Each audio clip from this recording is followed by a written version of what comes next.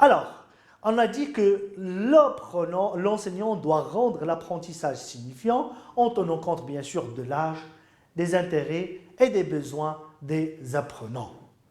Alors, le rôle du matériel didactique, lorsque je parle de matériel didactique, dans l'approche communicative.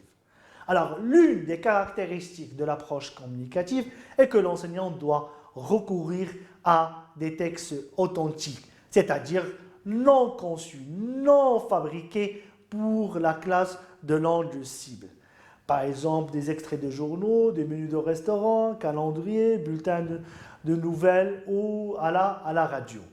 Le choix de documents doit répondre aux besoins engagés et aux intérêts des apprenants conformément à l'un des grands principes de base de l'approche communicative. D'accord? Donc, l'enseignant doit préparer toutes les conditions nécessaires pour que l'acte d'apprentissage soit réalisé par l'apprenant. Donc, il a un rôle de plus en plus important que dans les approches et les méthodes précédentes. Du coup, donc, il prépare, et c'est là où l'enseignant doit faire beaucoup de travail en dehors de la classe et peu de travail en classe. C'est-à-dire, donc, il prépare beaucoup de choses, beaucoup de documents, beaucoup de situations, et en classe, il laisse les apprenants construire leurs propres compétences de communication. Alors, maintenant, cette relation pédagogique selon l'approche communicative. Qu'est-ce qu'on veut dire par rapport à cette relation? Alors, d'abord, par rapport à la sélection du contenu, à l'organisation du contenu et la présentation du contenu. Alors, pour la présentation du contenu, il y a la présentation, l'exercice, la communication, l'évaluation et la consultation. C'est par rapport à la méthodologie. Qu'est-ce qu'on veut dire par la présentation? La présentation sert à désigner ce que fait l'enseignant entre le moment où il entre en classe et celui où les élèves commencent à s'exercer. C'est-à-dire, à partir d'un document, il va présenter la classe. La présentation consiste avant tout à s'assurer que les apprenants comprennent bien le contenu de ce qu'ils ont à apprendre. À partir de ce texte authentique, je vais construire quelques éléments, les éléments linguistiques, socioculturels et stratégiques, et aussi les éléments pragmatiques, les actes de parole, pour qu'on puisse les travailler. L'enseignant fournit aussi les expressions nouvelles, les mots nouveaux avec lesquels les apprenants auront à travailler. Donc, c'est un facilitateur. Du côté de l'apprenant, il s'agit d'une activité d'écoute ou bien une activité de compréhension, souvent orale. Souvent orale, parce qu'il s'agit d'un document oral, ou bien ça pourrait combiner les deux, oral et écrite, c'est-à-dire c'est la compréhension écrite et la compréhension orale à partir d'un document image, sonore ou bien d'un texte. Après cette première étape de présentation où l'enseignant guide l'apprenant à comprendre le document, et la deuxième phase, c'est la phase d'exercice. Dans cette phase, c'est l'usage que les élèves font de la langue après y avoir été exposés. La première stratégie consiste à introduire des activités très contrôlées où ils doivent utiliser la langue, c'est-à-dire des activités très contrôlées, très limitées. Exemple, faire à des étudiants des exercices de répétition ou bien des exercices trop. La seconde stratégie consiste à recourir à une activité moins contrôlée avec plus de liberté. Exemple, l'enseignant divise les apprenants en petits groupes de manière à mieux suivre chacun cet exercice. Donc, par rapport à cet exercice, on peut dire s'attacher à manipuler les éléments de la langue en contexte dans un but bien précis, permettre la répétition du contenu par différents moyens et différentes expressions, utilisation de la langue imposée par l'enseignant à des degrés divers, c'est-à-dire cette fois-ci, à cette fois au premier degré, deuxième degré, troisième degré, et bien sûr, avec plus de liberté, c'est transformation graduellement, transférer graduellement à l'élève de la responsabilité de l'emploi de la langue cible. Troisième étape, c'est la communication. Dans cette étape, l'enseignant soutient les étudiants dans leur tentative d'utilisation d'une langue étrangère. Alors, selon cette partie, l'enseignant peut conserver son caractère communicatif. Toute activité doit avoir un but, c'est-à-dire elle doit comporter les 3 caractéristiques suivantes. Alors, première caractéristique, l'imprévisibilité de la réponse, c'est-à-dire que la réponse qu'on sollicite de l'étudiant n'est pas une réponse unique. Il doit lui-même mobiliser ses ressources pour qu'il puisse produire une réponse authentique propre à lui. Donc, et on doit tomber sur la diversité de réponses.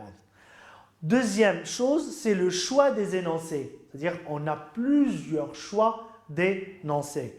Troisième critère, c'est le besoin réel de savoir, c'est-à-dire qu'à travers cette activité, il y a bien sûr une construction de la compétence de communication. Exemple. Alors, l'enseignant peut proposer un jeu dans lequel les apprenants doivent donner les renseignements demandés pour gagner. De ce fait, ils seront amenés à prendre des risques dans leur utilisation de la langue. Et ce qui est demandé, ça très demandé dans l'approche communicative, et l'erreur, bien sûr, est une condition d'apprentissage selon Piaget. Cette phase de communication doit être centrée sur l'élève qui utilise la langue cible dans des activités non contrôlées dont les caractéristiques sont l'imprévisibilité de la réponse, le besoin de savoir et le choix des énoncés. Bien sûr, la communication crée des situations qui permettent l'utilisation de la langue cible dans différents contextes. Et ça, le plus important, c'est le fait de diversifier les contextes. La communication permet à l'élève aussi d'intégrer l'inconnu au connu. Ce qui était inconnu au début deviendra connu. Et ça, c'est-à-dire cette notion d'assimilation et d'adaptation. Et bien sûr, favorise l'expression libre, c'est-à-dire des échanges où l'accent est mis sur la transmission du message plutôt que sur la forme du message. Arrivons maintenant au volet dur de l'approche communicative qui est l'évaluation. On peut dire dans une perspective communicative, l'erreur est vue comme un processus d'apprentissage. Les guides pédagogiques suggèrent de relever 2 types d'erreurs. L'erreur de contenu qui gêne la communication et l'erreur liée à la structure. Bien sûr, dans le traitement de l'erreur, il faut dire que l'erreur est une condition d'apprentissage. Et dans l'approche communicative, on favorise l'interlangue. C'est la langue de l'apprenant. C'est cette langue médiane entre la langue source et la langue cible. Vygotsky, d'accord? Et du coup, donc, l'évaluation, c'est une évaluation qui devrait être positive, qui n'est pas basée sur la forme, mais plutôt basée sur le message. D'où l'importance, lorsqu'on parle des composantes de la compétence de communication, donc la composante la plus importante n'est plus la composante linguistique, mais plutôt la composante pragmatique. C'est-à-dire que ici, c'est le message doit arriver et doit être compris. Après, ça viendra la composante linguistique, la composante sociolinguistique, socioculturelle et la composante stratégique. Bien sûr. Alors, dans l'approche communicative, on ne peut pas parler de l'évaluation sans consolidation. Bien sûr, ici, on ne va pas traiter de l'évaluation que veut dire l'évaluation, la conception de l'évaluation, les différentes fonctions de l'évaluation, les démarches de l'évaluation. Et ça, on va le laisser de côté, mais on va se concentrer sur l'évaluation, grosso modo, dans l'approche communicative. Bien sûr, la consolidation qui suit directement l'évaluation, facultative bien sûr, porte davantage sur la correction, cette fois-ci de la forme, que sur le contenu. C'est-à-dire, comment peut-on, dans la phonétique, dans la gestuelle, dans l'intonation, dans la structure même de la phrase, sans entrer directement sur les erreurs linguistiques. Cette phase peut consister par exemple à corriger une forme fautive ou à donner une nouvelle explication.